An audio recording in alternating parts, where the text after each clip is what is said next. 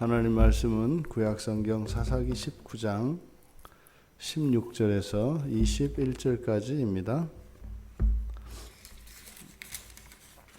우리가 찬 목소리로 함께 읽겠습니다. 저녁 때에 한 노인이 밭에서 일하다가 돌아오니 그 사람은 본래 에브라임 산지 사람으로서 기브아에 거류하는 자요 그곳 사람들은 베냐민 자손이더라. 노인이 눈을 들어 성읍 넓은 거리에 나그네가 있는 것을 본지라. 노인이 묻되 그대는 어디로 가며 어디서 왔느냐 하니 그가 그에게 이르되 우리는 유다 베들레헴에서 에브라임 산지 구석으로 가나이다.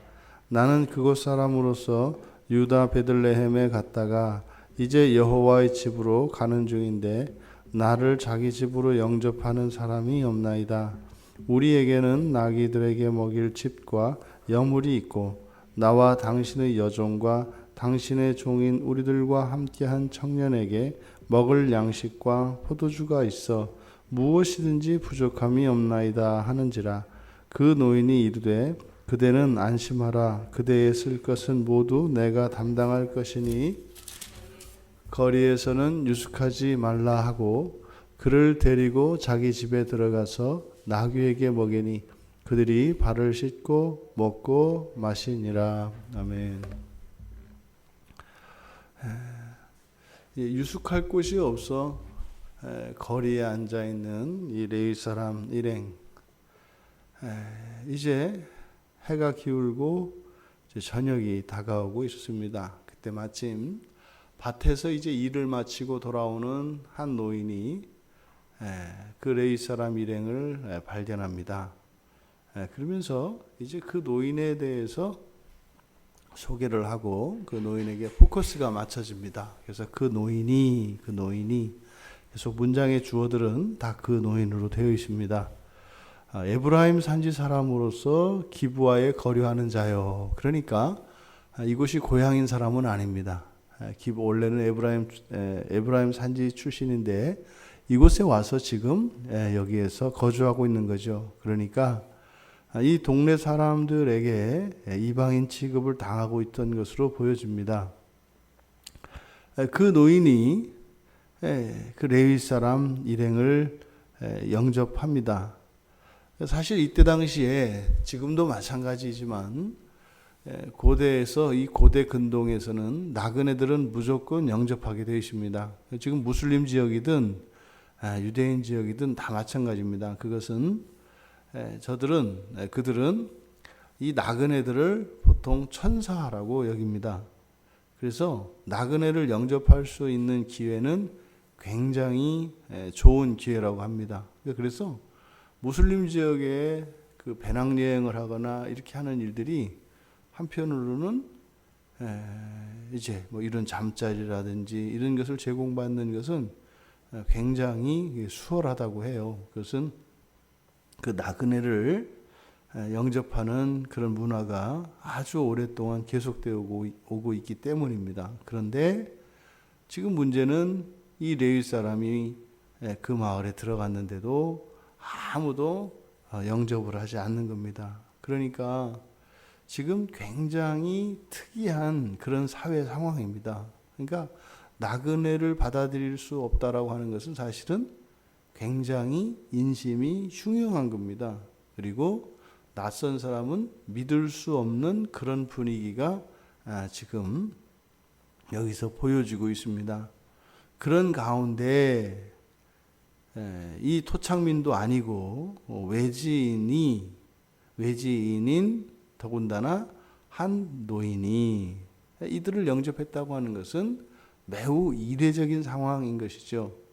그러니까 한편으로는 그렇게 정말 사람들도 나그네도 영접하지 않는 이런 사회 속에서 인정을 그리고 이렇게 도리를 아는 한 사람이 있었다라고 하는 것으로 이 노인이 부각되기도 합니다만 만나고 즉시 이들을 영접한 것이 아니라 그 대화의 내용 이후에 영접한 것을 성경은 이야기하고 있기 때문에 의도적으로 이 노인이 이 레위 사람들을 영접한 동기에 대해서 우리로 하여금 추정할 수 있게 합니다.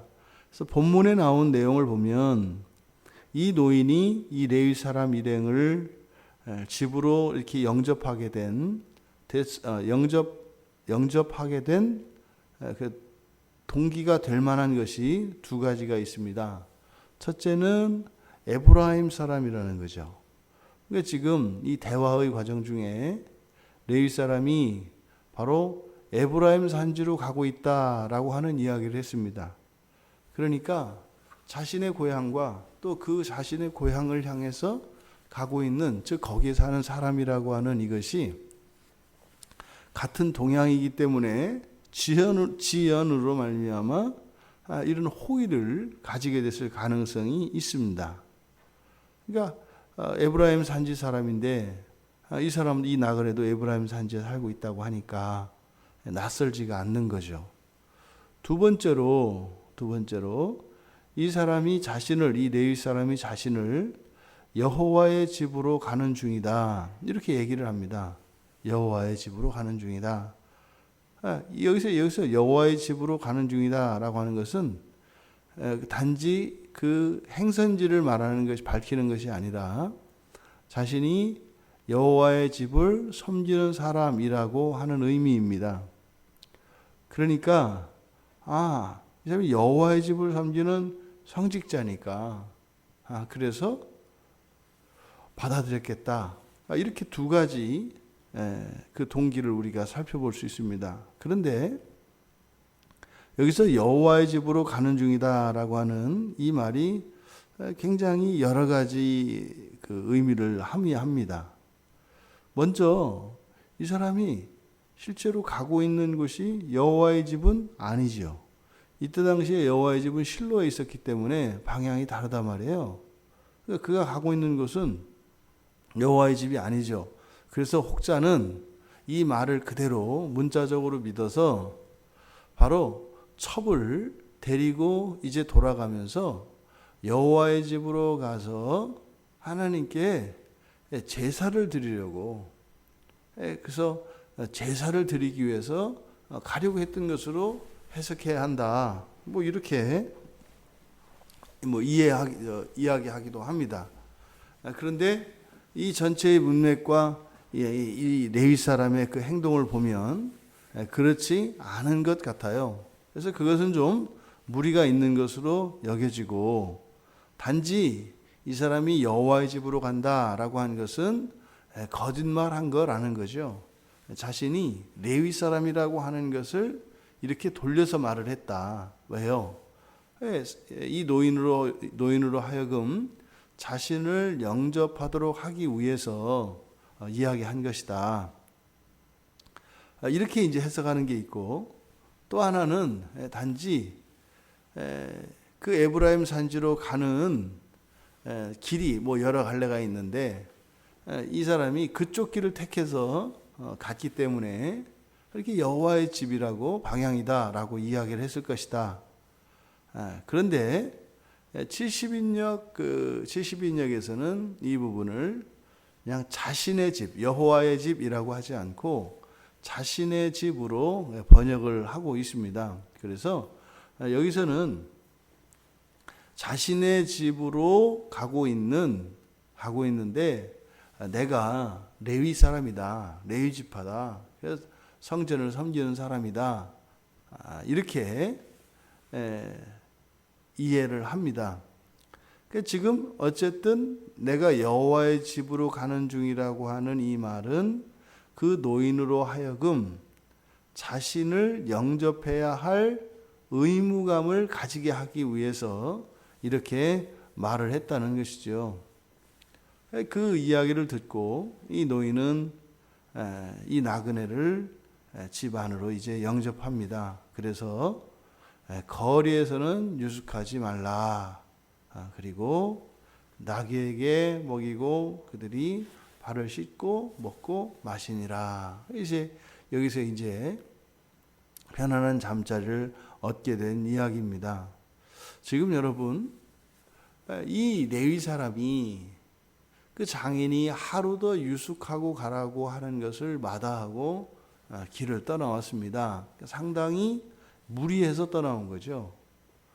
그리고 사실은 뭐 이미 또 종으로부터 또 유숙하고 가자고 하는 이야기를 들었습니다. 그런데 또 거절했죠.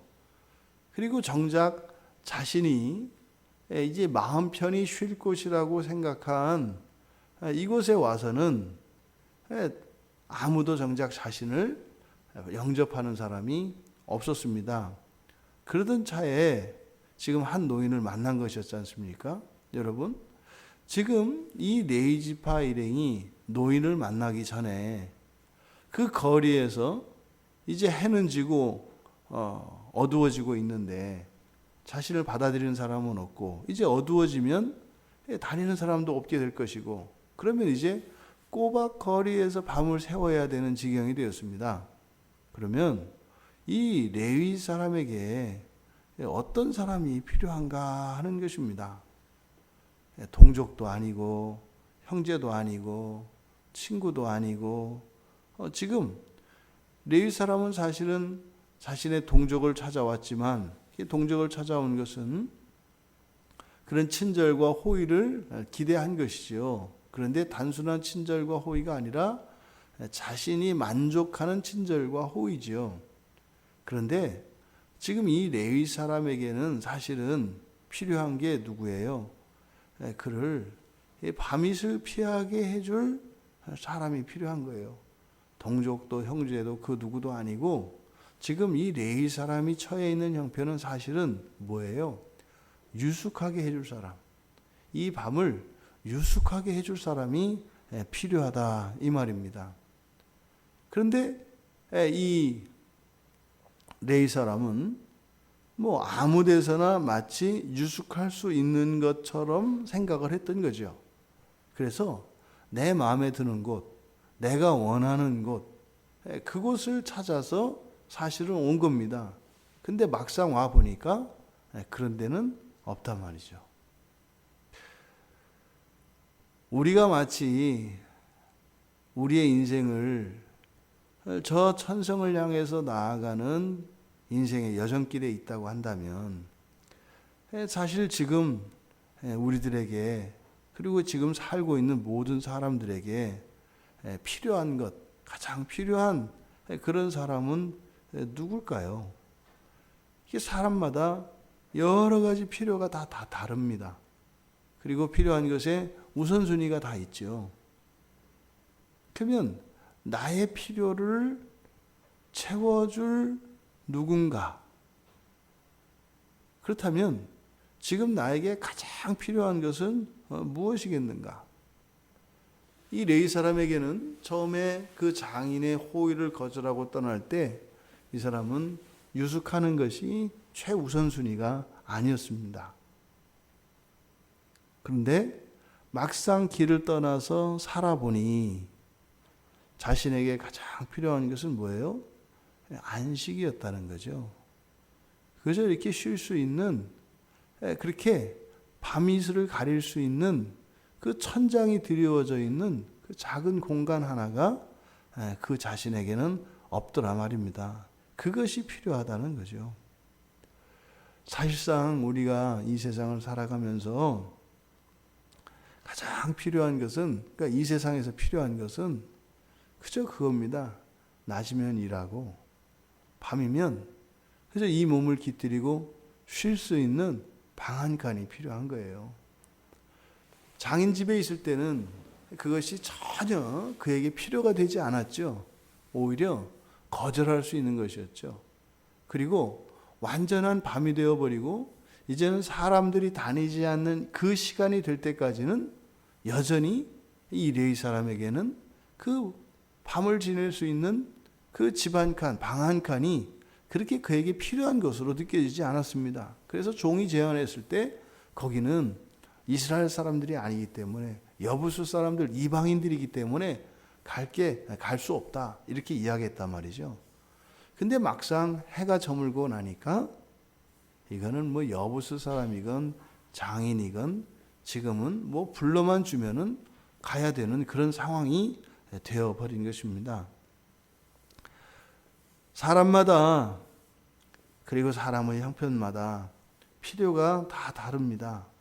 하지만 정말 우리들이 모든 사람에게 필요한 것은 바로 안식이라는 거죠. 밤 동안 잠깐 지내는 그 유숙하는 그 안식이 되었든 또 영원한 저 하나님 나라의 안식이 되었든 안식이 필요하다는 거죠. 바로 그것을 이미 하나님이 우리에게 주신 율법에서 못을 박습니다. 일주일의 하루를 반드시 안식하라고 말이죠. 우리들에게 정말 필요한 것이 무엇인가? 안식이라는 겁니다. 그러면요, 지금 우리가 뭐 이랬든 저랬든지 간에 하루를 마치고 집에 가서 하루의 피로를 씻어낼 수 있는 그런 잠자리가 우리에게 주어졌다면 이것은 굉장히 큰 것인 겁니다. 그리고 우리가 쉴 수 있는 그 공간이 주는 유익은 사실은 굉장히 또 큰 겁니다. 우리에게 그런 기쁨과 감사가 당연한 것으로 여겨질 때 마치 이 레위 사람이 계속 거절하였던 것처럼 오히려 불만을 갖고 불만족스러워하며 오히려 그것을 불평하며 살아갈 수 있는 거죠. 근데 더 이상은 여기서 자지 않겠다. 여기서 자는 게 마음에 들지 않는다.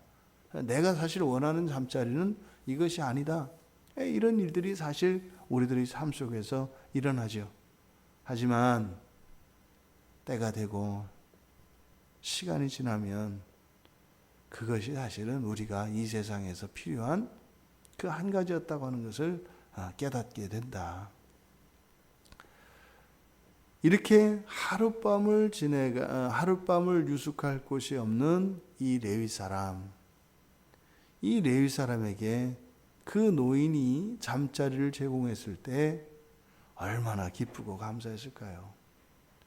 이제는 어차피 밤을 길거리에 나 앉아야 되겠구나 라는 생각도 했을 법한데 그 상황에 이 노인이 찾아와서 잠자리를 제공했을 때 그 기쁨과 감사가 얼마나 컸을까요? 그러니까 기쁨과 감사라고 하는 것은 사실은 먼저 이 호의가 있기 이전에 필요가 있어야 합니다. 필요가 있고 난 뒤에 이런 호의라야 이것이 기쁨과 감사가 되지, 레위 사람이 필요를 느끼기 전에 제공한 잠자리에 대해서는 오히려 그것은 불만족스러웠었고 불평거리가 되었다는 것이죠. 이게 사실상 이 세상을 살아가는 사람들에게 이런 기쁨과 감사라고 하는 것은 내가 소유하고 있는 무엇이거나 나의 형편 정도가 아니라 사실은 나의 필요가 무엇인지를 깨닫는 정도에 따라 달라지는 겁니다. 그러니까 소유하고 있는 것에 따라서, 그리고 내가 누리고 있는 것에 따라서 이렇게 감사가 생겨나는 것이 아니라 사실은 나에게 필요한 것이 무엇인지를 정확하게 알고 있는 사람일수록 감사할 수 있게 된다는 겁니다. 그러니까 우리가 감사하지 못하는 사람들은 모든 것을 당연하게 여깁니다. 그리고 그 자체가 아니라 거기에 나의 의견과 나의 욕망을 거기에 담습니다. 이러이러한 일들이 된다 하더라도 반드시 어떤 조건들이 같이 동반되었을 때라야 그것이 나에게 나의 필요를 채워주는 것으로 그걸 만족할 수 있는 사람이라면 그의 삶 속에서는 감사가 일어나기 어렵습니다. 예수님께서 우리를 초청하시지 않습니까?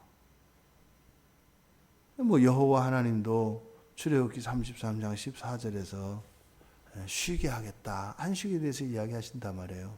내가 너를 쉬게 하겠다. 예수님께서도 수고하고 무거운 짐진 자들은 다 오라고 하시지 않습니까? 쉬게 하겠다고 말입니다.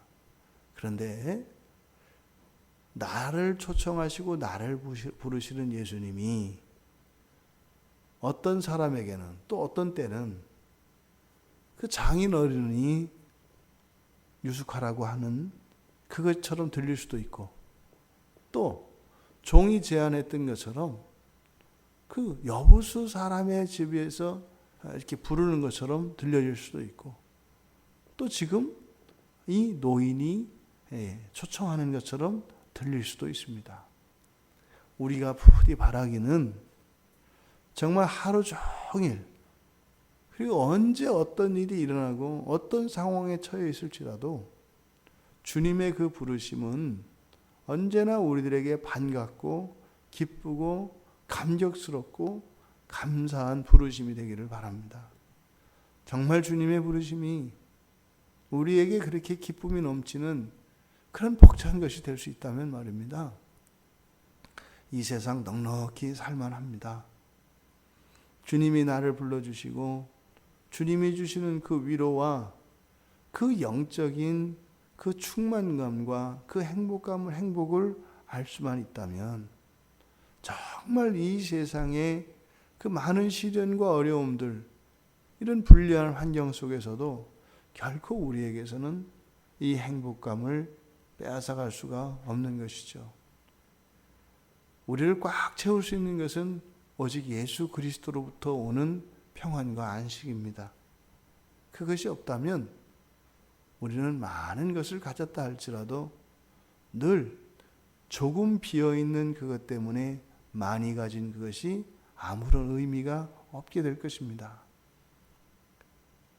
완전한 그 만족을 우리에게 줄 수 있는 유일한 분은 바로 예수 그리스도이십니다. 그러니까 우리가 금세 우리의 삶 속에서 예수 그리스도를 잊어버리게 되면 금세 우리에게는 이런 결핍과 이런 불안한 요소들이 나의 인생을 삼켜버리게 됩니다.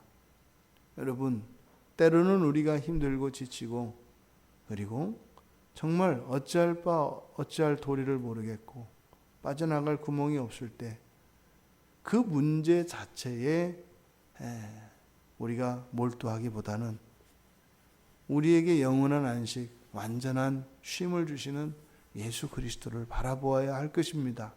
그리고 그것은 이미 나의 현재의 삶 속에 언제나 함께하고 있는 것임을 깨닫게 하실 것입니다. 예수를 믿는 사람들이 여러 가지 유익이 있겠습니다만 가장 큰 게 뭐겠어요? 언제 어디에서든지 우리는 쉴 수 있다는 것입니다. 그리스도 안에서 허락되어진 이 쉼을 우리가 그 유익을 누리지 못한다면 이 세상 살아가는 동안 예수를 믿고 구원받은 그 구원이 그렇게 기쁨과 감사가 될 수 없습니다. 세상이 주는 만족 있습니다. 돈이 주는 만족 있습니다. 그리고 일들이 우리가 원하는 대로 착착착착 진행돼서 그 만족과 기쁨이 있을 수 있습니다. 하지만 그런 것들은 또 반대로 우리의 마음을 아프게도 하고 우리의 삶을 고단하게도 할 수 있다는 것을 잊지 말아야 합니다. 원래 그런 겁니다. 하지만 어떤 상황 속에서도 우리는 예수 그리스도 안에서 쉼을 얻을 수 있다고 하는 그 예수 그리스도 안에 있는 그 쉼을 놓치지 않고 어떤 순간에도 이렇게 그리스도에게서 쉼으로 또 다시 회복되어져서 우리의 인생을 힘있게 헤쳐나가며 살아갈 수 있는 우리들로 그렇게 날마다 하나님의 은혜를 누릴 수 있게 되기를 예수님의 이름으로 기도합니다. 하나님, 예수 안에 있는 자에게는 어떤 환경, 어떤 시간 속에서도 저희들에게 쉼과 평안이 허락된 것임을 믿습니다. 그리스도 안에서 누리는 이 쉼을 우리 모두가 언제 어디에서나 우리들이 원할 때마다 누릴 수 있도록 도와주셔서 때로 인생이 지치고 힘들 때, 그리고 우리들이 나아갈 길이 막혔을 때조차도 그리스도 안에서의 쉼을 통하여 재충전되어지고 회복되어져서 다시 힘을 내어 저희들의 인생을 힘있게 살아갈 수 있도록 은혜를 내려주시옵소서. 지금 나에게 필요한 분, 바로 예수 그리스도인 것을 잊지 않게 하여 주시고, 그리스도 예수가 아닌 사람을 의지하며 살고자 하는, 그래서 지치고 상할 수밖에 없는 그 인생길을 걷지 않게 하시고, 언제나 우리의 만족이 되시고 우리의 피난처 되시는 예수 그리스도와 동행하며 이 세상을 살아가게 하옵소서. 예수님의 이름으로 기도드리옵나이다. 아멘.